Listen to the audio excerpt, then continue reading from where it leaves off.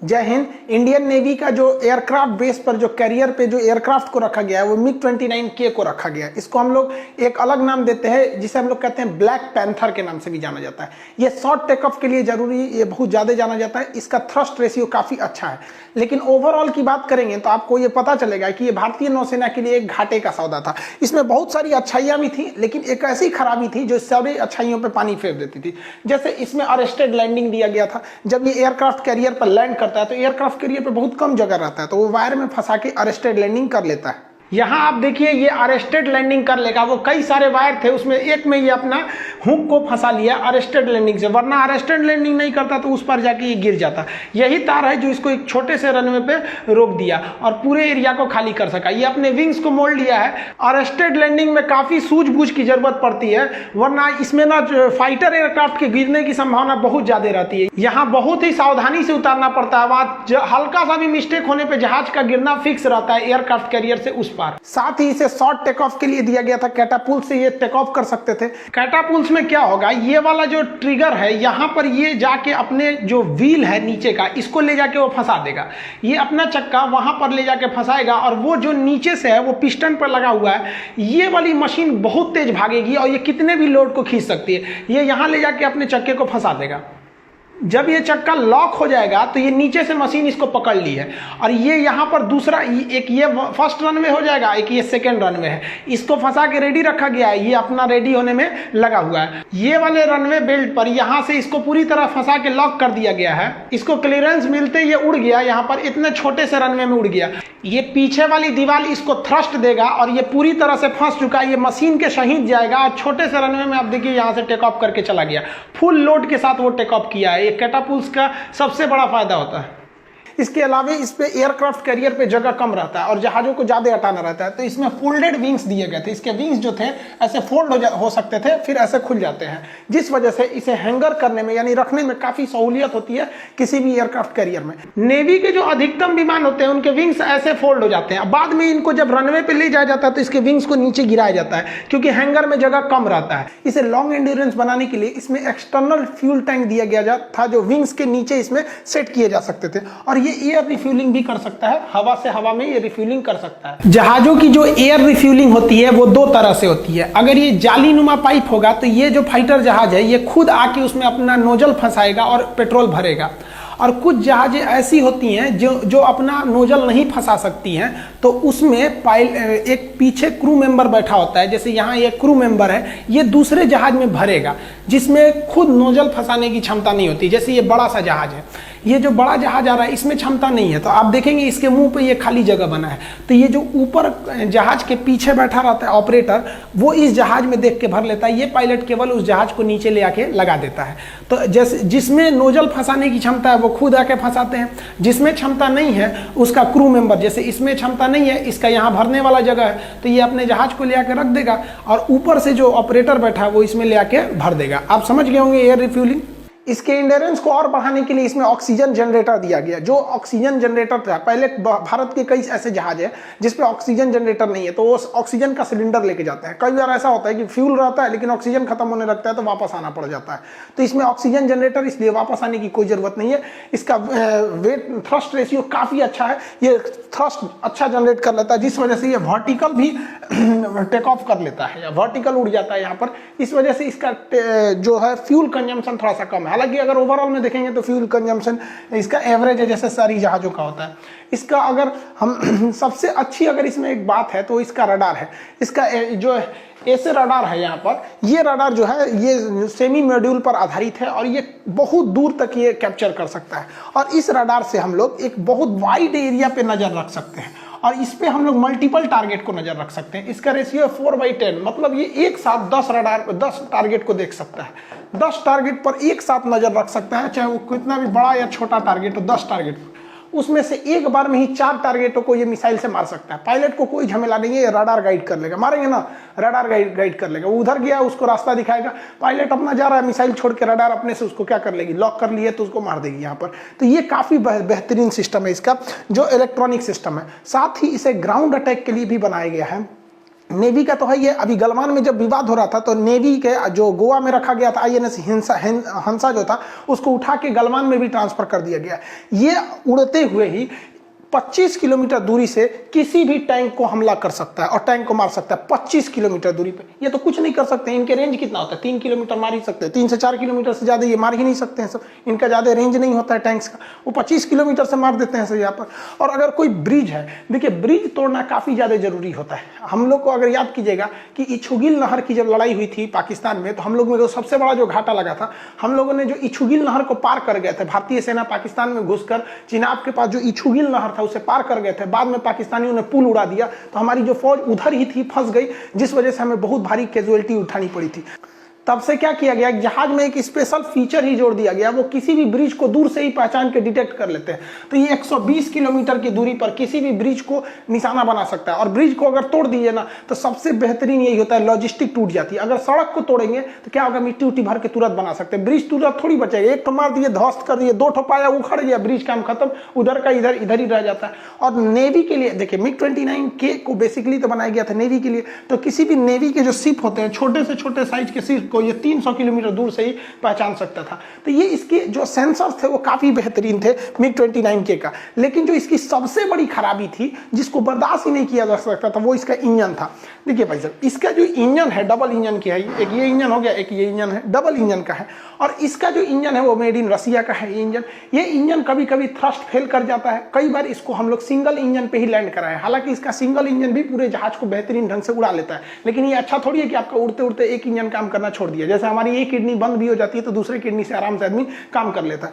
अब इसके इंजन की जो सबसे खराबी है ना, सबसे बड़ी इसकी इंजन की खराबी क्या है कि इस इंजन का लाइफ पीरियड बहुत कम है। ये 10 साल ही ये इंजन चल सकता है, और 10 साल के अंदर भी ये इंजन खराब हो सकता है। कैसे कि अगर ये 4000 घंटा अगर चल गया ना, तो इंजन खराब हो जाएगा। 4000 घंटा इसका लाइफ टाइम है। अब सोचिए ना, यूट्यूब पर किसी को मोनेटाइज कराने के लिए 4000 घंटा मांगता है, इसका लाइफ है 4000 घंटा। इस वजह से भारत जो है अपने जितने भी जहाजों को इसको खरीदा था, उसके 60% इंजन अब दोबारा मंगा रहे हैं। अब किसी भी जहाज में अगर आप देखेंगे तो उसका सबसे बड़ा हिस्सा होता है इंजन, बाकी है क्या चीज इसमें, ये इंजन के सिवा है क्या चीज, खोखलावा क्या करेंगे यहाँ पर। अब इसकी इंजन की जो पीरियड है बहुत ही खराब है, इतना कम होने की वजह से। हालांकि मिग ने कहा था कि इसके इंजन की टाइमिंग कम होने की वजह से इसके इंजन बनाने का प्लांट जो है हम इंडिया में डालेंगे। हालांकि इतना भी कम नहीं है, बाकी जहाजों का ऐसा मत सोचिए कि बहुत ज्यादा रहता है, 6000 8000 यही रहता है, लेकिन ये बहुत कम है, एक्सपेंसिव ये हो जाता है।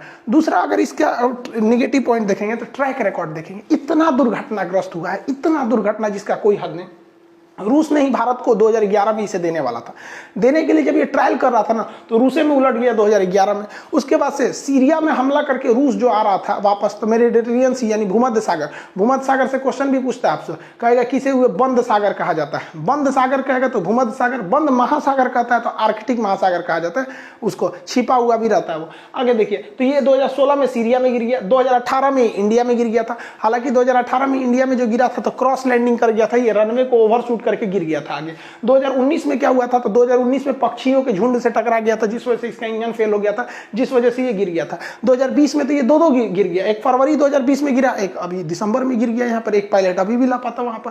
तो ये इसकी सबसे बड़ी ड्रॉबैक है। इतना भयानक ड्रॉ होने की वजह से आप सोचिए ना, हम लोगों ने 48 खरीदा था, अभी केवल 43 तो बचा हुआ है हम लोग के पास, गिर गया इतना। इसलिए भारत को ये नहीं लेना चाहिए। हालांकि भारत इसके लिए, इसकी एक और खराबी क्या है ना, ये स्की जंप जो होता है, स्की जंप एयरक्राफ्ट, उस पे से ये उड़ान नहीं भर सकते। वैसा एयरक्राफ्ट कैरियर जो आगे से उठा रहता है उसे स्की जंप कहा जाता है। MiG-29 से का सबसे बढ़िया सब्स्टिट्यूट है अमेरिका का F-18, जिसे हम सुपर हॉर्नेट भी कहते हैं। बोइंग कंपनी ने भारत के लिए स्पेशली भी डिजाइन किया था सुपर हॉर्नेट को।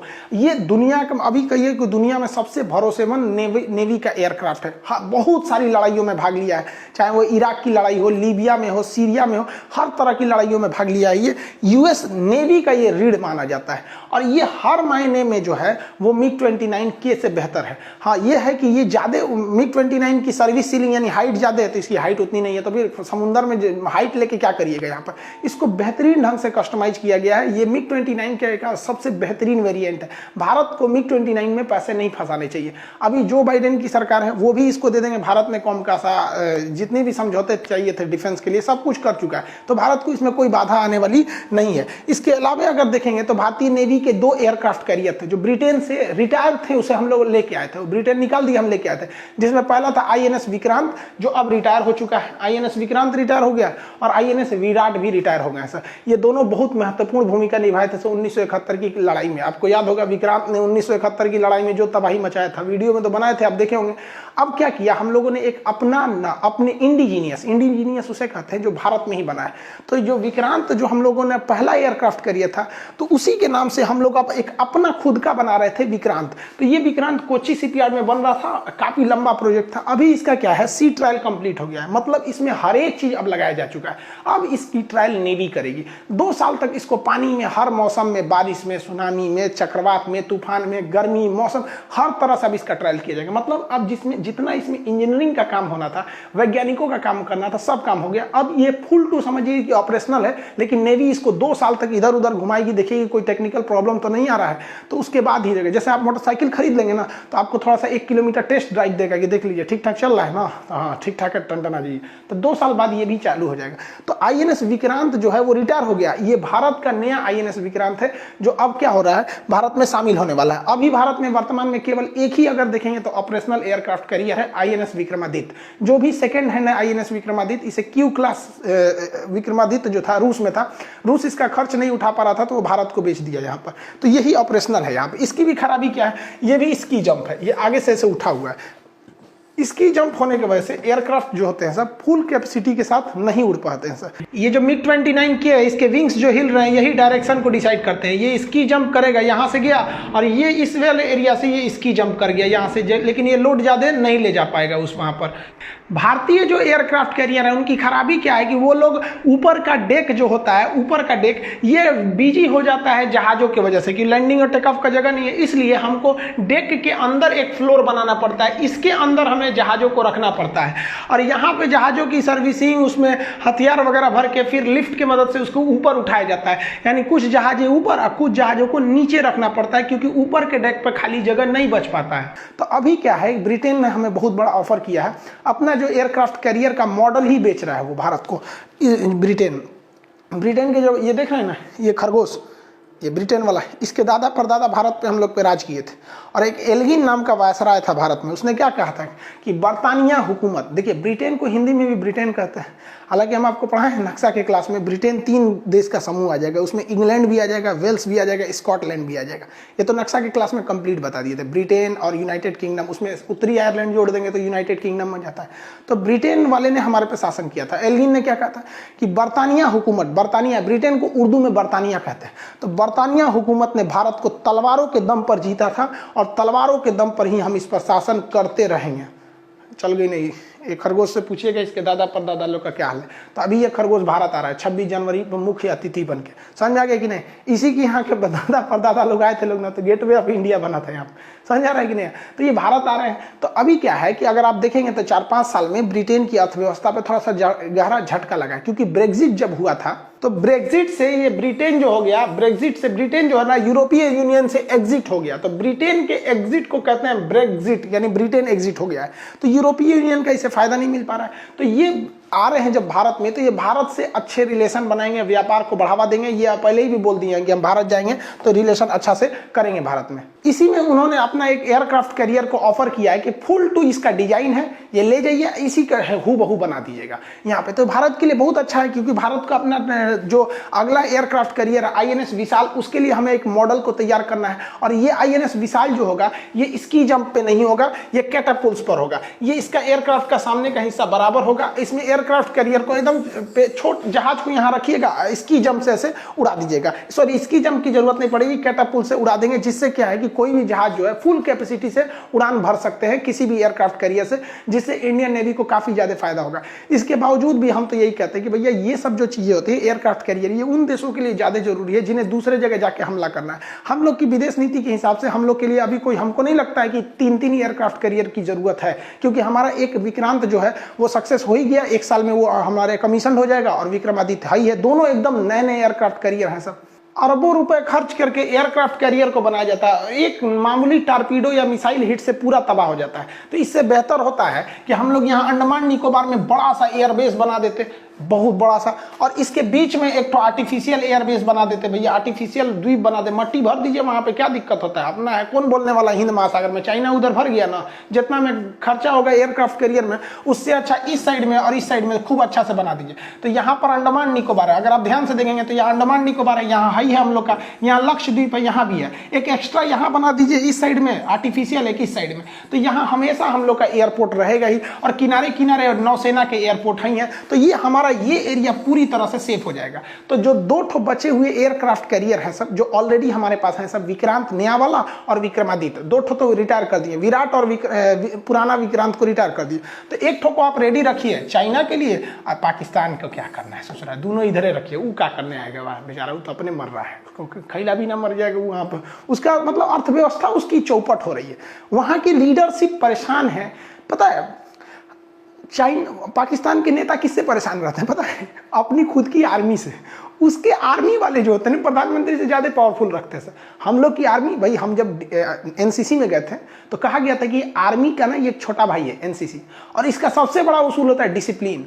सीनियर इज ऑलवेज करेक्ट, यही सिखाया गया भैया, senior is always correct, senior ने जो बोल दिया वो सही है। सेना हम लोग की कितनी डिसिप्लिन में रहते हैं, वहाँ की सेना इमरान खान को शांति से बैठते हैं, चुपचाप बैठ जाते हैं वहाँ पे। तो हम लोग को अभी एयरक्राफ्ट कैरियर में फंसाने की जरूरत नहीं है।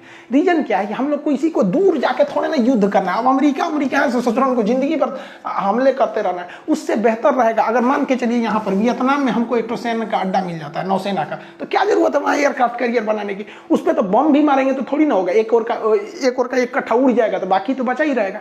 तो बेहतर होगा हम लोग आर्टिफिशियल आइलैंड्स पर ध्यान दें, मोदी जी इस पर ध्यान दें तो ज़्यादा बेहतर रहेगा। उस पर खर्च बहुत ज़्यादा आते हैं सब एयरक्राफ्ट कैरियर पर। आई होप आप इसे समझे होंगे। अब जो एनटीपीसी का बैच था, जो रेलवे के बैच थे, उसको 4 घंटे कर दिया गया। सैटरडे संडे भी अब उसके क्लास लगेंगे, और रात 12 से 1 भी उसमें अब लाइव क्लास चलेगा, 12 से 2 बजे रात तक में भी, क्योंकि आप लोग भी सोए तो रहते नहीं होंगे 12 बजे रात में, हम भी नहीं सोते हैं, हम भी 2 बजे बाद सोते हैं। तो 12 से 2 के बीच में हम एप्लीकेशन पे लाइव आके पढ़ा देंगे। यूट्यूब वाले सब सो जाते हैं 12 बजे के बाद से। तो आई होप आप इसे समझेंगे। मिलेंगे नेक्स्ट क्लास में। जय हिंद।